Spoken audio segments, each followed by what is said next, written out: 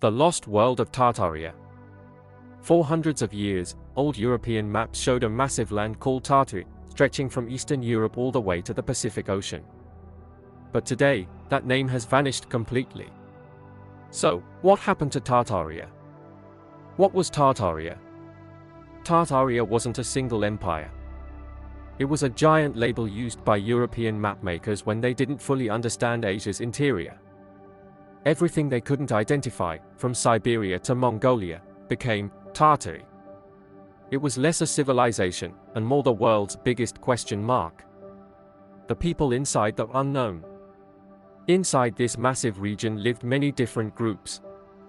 Mongols, Turkic tribes, Siberian nomads, Manchus, Kazakh and Uzbek Khanates.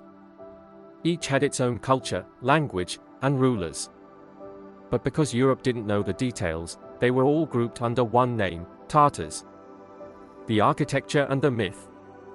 Across Central Asia and Russia, unique buildings, domes, arches, and massive fortress-style structures fueled the idea that Tartaria was an advanced empire. But historians say these buildings were created by the Russian Empire, Islamic architects, Mongol-influenced builders. Still, the architecture is unusual enough that it leaves room for mystery. Why the name disappeared?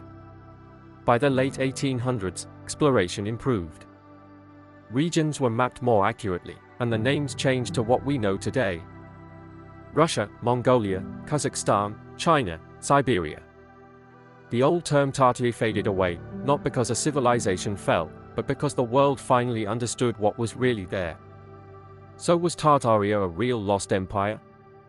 Probably not. But it was a vast, mysterious world, misunderstood, unexplored, and filled with cultures that shaped history.